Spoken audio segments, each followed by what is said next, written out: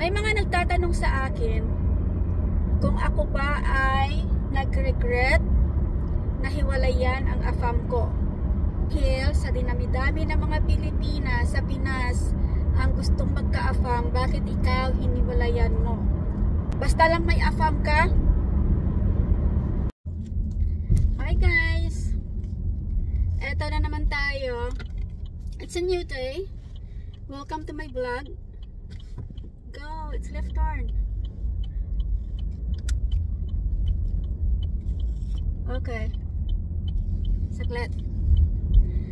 Welcome to my vlog. Sa mga nagsasubscribe po sa akin, lumulubo na po ako ngayon. Thank you. Kahit ako konti, happy po tayo. Yeah, matagal na po yung account ko na yan. Hindi ko lang siya ina-update. Kasi nawalan ako ng gana. Nung lumipat kami, nung nag-COVID. After nung COVID, nawalan ako ng gana. Yeah. So, tayo po ay on our way. Pauwi na ng bahay natin. Nasa freeway po tayo. Okay? So, mag-uusap tayo. Chismis ulit. May mga nagtatanong sa akin kung ako ba ay nag-regret na hiwalayan ang AFAM ko. Dahil sa dinami-dami ng mga Pilipina sa Pinas ang gustong magka-AFAM, bakit ikaw hiniwalayan mo? One reason. Kung gusto mo ng lasinggero 24/7 for 12 years, go.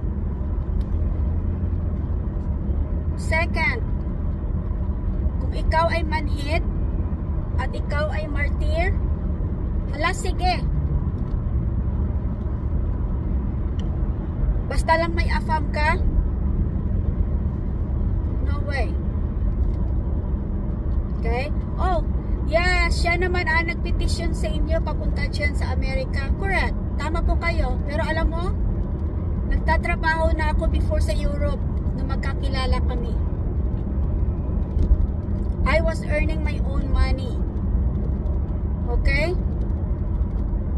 Pero sinabi niya sa akin, umuwi ka ng Pilipinas para mag-process ng papel mo papuntang Amerika. I give up my own dreams for my children para na pumunta dito sa US. So, it's a win-win situation between me and him. Tayong mga babae, except sa iba, hindi ko lang alam, but I can survive na walang asawa.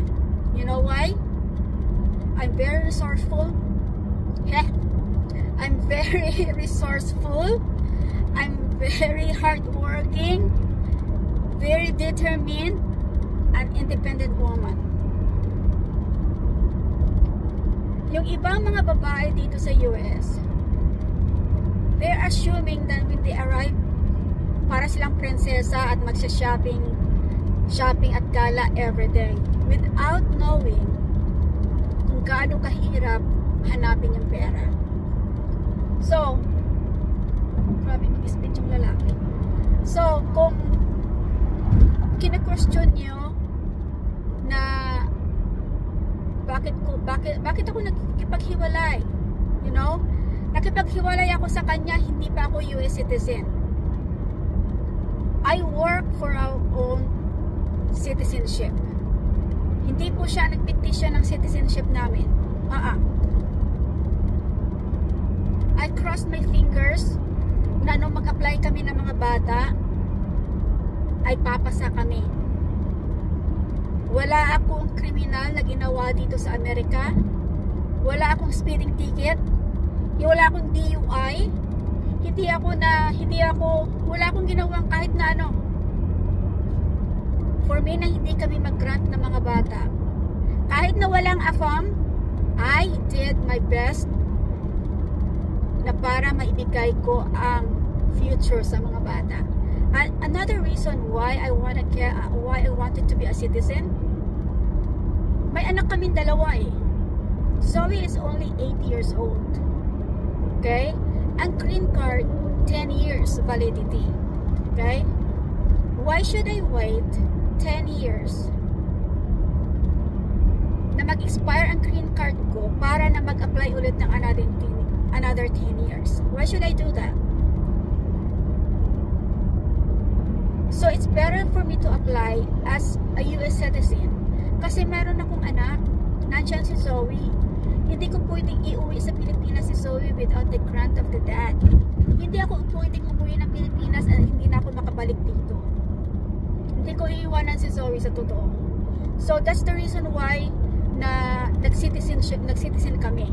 Yung iba nagsasabi, oh, she's only asking for she's only wanting and waiting for the citizenship kaya siya nakipaghiwalay sa asawa niya. You're wrong. Nakipaghiwalay ako, green card pa lang ako. So before you judge, know the real story bago kayo mag-judge. Hindi pa ako palamunin dito. For so long, ako po ang nagpo-provide. Hindi po siya nagbibigay. I was the one paying the rent. Until now, walang child support. So dahil sa nakikita nyo, nagsusocial media ako, nag-YouTube ako, ginagawa ko to para maaliw ako sa trabaho ko. Which, I am enjoying actually. Yeah. So, to tell you, ang story, kung bakit ako nakipaghiwalay sa kanya, ito na siguro yung moment na yan, since we are talking about it. Nung mag-boyfriend-girlfriend pa kami, nagsabi siya na he is a recovered, sober na siya ng more than 20 years. Isa siyang alcoholic. Okay? I was 30 years old back then. Hindi ko alam kung ano yung sinasabi niyang alcoholic. Hindi familiar sa akin kasi sa Pilipinas, hindi naman natin niya sinasabing alcoholic, diba? Sa atin, maglalasing, pero hindi ko alam na problema pala yan. So, sabi ko, ay, sober ka na rin pala, hindi ka naman pala umiinom. So, yeah, it's fine. Pero may mga triggers pala sila. So, nung dumating kami dito sa Amerika, naglandi ang lola, nabuntis. 2015, nabuntis agad ako. Nung nabuntis ako, it was an unwanted responsibility. Hindi niya in-expect na mabuntis ako. Kasi, I was siguro nasa 37 years old ako nung mabuntis ako. Matagal kaming mag-boyfriend-girlfriend bago ako nakarating ng US. So, kung sasabihin nyo na I after the green card, mali po kayo. So, nung nabuntis ako, na-stress siya. Siguro yun yung triggers niya, yung stress. Uminom na hindi ko alam. Then, nag-travel siya, papunta China. Yung boss niya, binigyan siya ng rice wine. Ininom niya ngayon tuloy. So, yun na nga. Hindi ko alam kung gaano ka-extend yung pagiging alcoholic niya. Yung sa kanya pala, if he can smell it feeds to his brain. Then yung brain niya magfa-fight back whether to drink or not. Kung hindi ganun ka-strong ang willpower mo, you will drink. Then, kahit na isang drop lang, if he can taste it, he'll drink for life. Okay? Ganon katindi ang pagiging alcoholic niya. So, nung matikman niya yon, umuwi siya ng Chicago. Hindi ko alam. Secretly, umiinom pala. Yung mga tipong mga ganon, the more you hide, the more you drink. Ganon ang nangyari. So, then, pabalik-balik, umiyak, humingi ng tulong. Pa-detox daw. Pati pinadetox, okay? Nang ma-detox na, akala mo naman, for life na yon, hindi pala. Kailangan ng support, kailangan ng long-term, ano ba ang tawag doon? Yung parang mayroon silang group.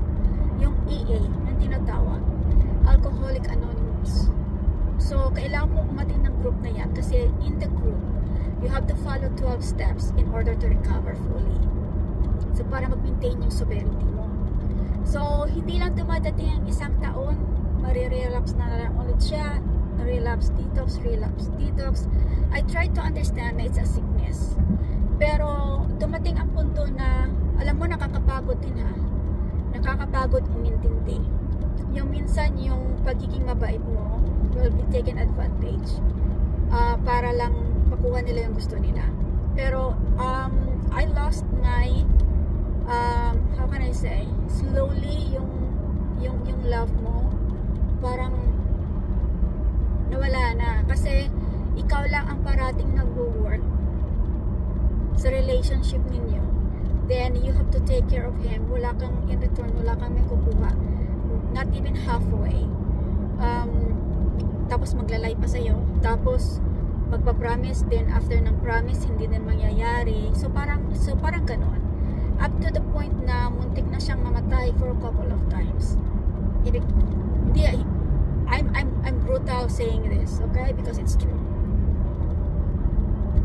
Katiting na lang po ng buhay niya kung hindi siya tinakbo sa hospital para na mag-blood transfusion. Siguro ako ang sisihin ng pamilya niya kung bakit siya namatay. Ayaw kong dumating ang time na sisisihin ako ng pamilya niya dahil pag namatay siya. Kasi nakita ko siya twice. Muntikan na talaga. So, dinakbo sa hospital. Blood transfusion para na mabuhay. At the same time, nung magka-COVID, syempre lockdown, nangyari ulit. Yung blood saturation niya, tsaka yung air saturation niya is katiting na lang. Na minuto na lang ay naantay. Kasi wala na siya, para na siyang wala na sa isip, matutulala na lang. So, tinakbo ulit sa hospital para na mabuhay. Okay? Yan ang dahilan kung bakit kami umuwi ng Illinois. Kasi sabi ko sa kapatid niya, mamamatay yan dito pag walang may tumulong sa akin. Mind you guys, meron siya mga kapatid. Ako wala, mag-isa lang ako. Yung mga bata, yun lang kasama ko. Okay?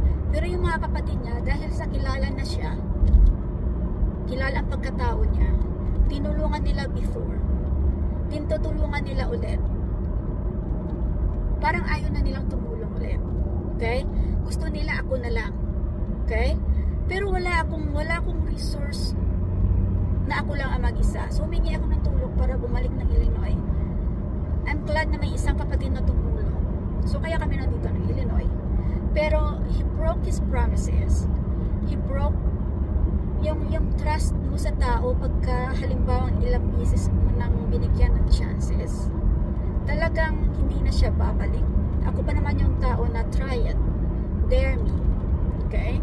So nawala na po yung may respeto ako, pero yung marriage namin bagsak na. I'm staying just because of the kids. Okay? I suffered enough para na alagaan siya at para na alam mo yung parang, oh yeah, sa atin kasi sa Pilipinas, pagka kinasal kayo, for better, for worse, gano'n, di ba? O kahit ano pa yan, adjustment lang yan, ganyan. Pero dumating sa punto na 8 taon, ang sakripisyo ko, I thought if I sacrifice para kay Zoe, I thought it was better. Hindi pala. I made it worse, sa totoo lang. Yung effect sa mga bata, hindi pala maganda. To the point na yung isang anak ko is na-diagnose siya na kailangan po niya ng medication for life dahil sa na-develop po yung anxiety depression niya. So, hindi po ako martyr. Okay? Kung yan ang tinatanong niyo, hindi po ako martyr. What are the sacrifices I did? Hindi pala dito. Walang bro pala to. Ang dami kong sacrifice na ginawa. Okay? Kung pagbabasihan, alam mo, I wasted my time. Dapat noon pa, nung nakita ko yung Kung nung nakita ko yung red flag, ay nag-traffic na. Nung makita ko yung red flag, dapat noon pa, hiniwalayan ko na siya. You know?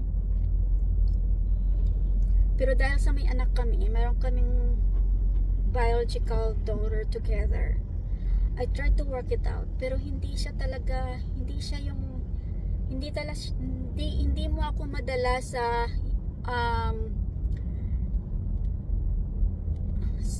sa mindset na nandiyan ka na, ano,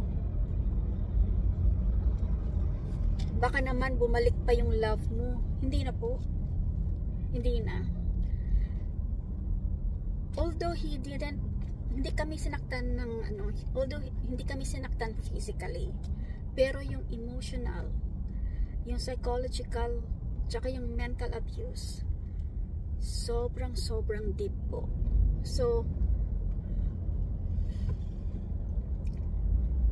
ang tagal, 2021 pa, gustong gusto ko na siyang hiwalayan, but I hold off kasi sabi ko, I need enough money para na makapag-rent kami ng bahay namin na sarili, kasi ayaw niyang umalis ng bahay.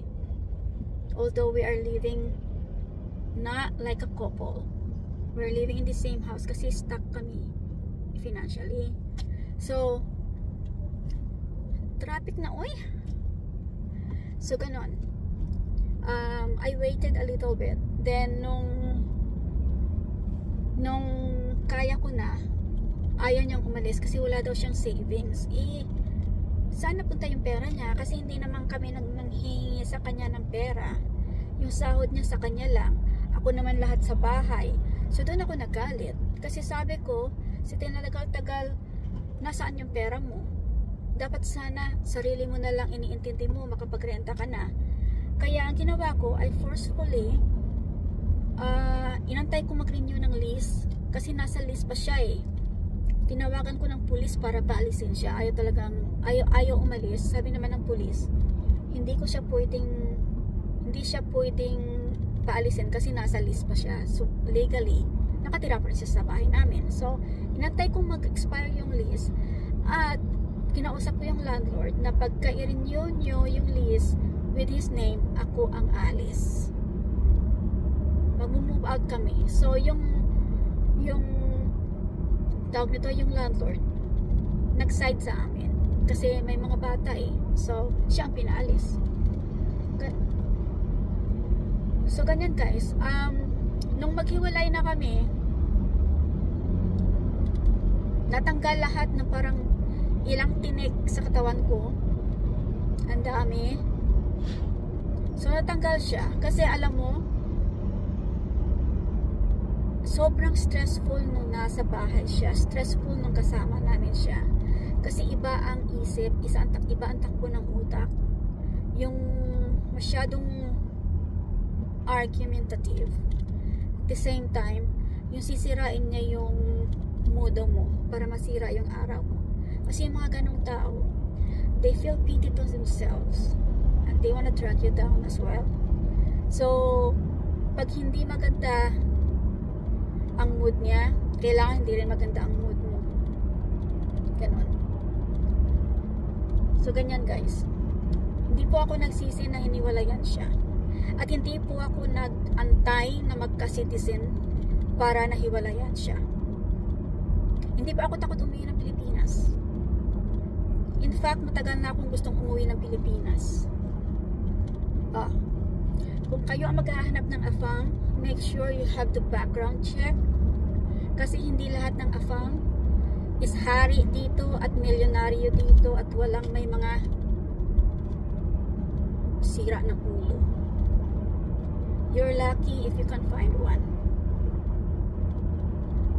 Kung for keep yung para sa'yo, keep it. Pero if you find a red flag, dahil wag kang maging martyr. Hindi na po uso ngayon yan. Hindi po ako martyr.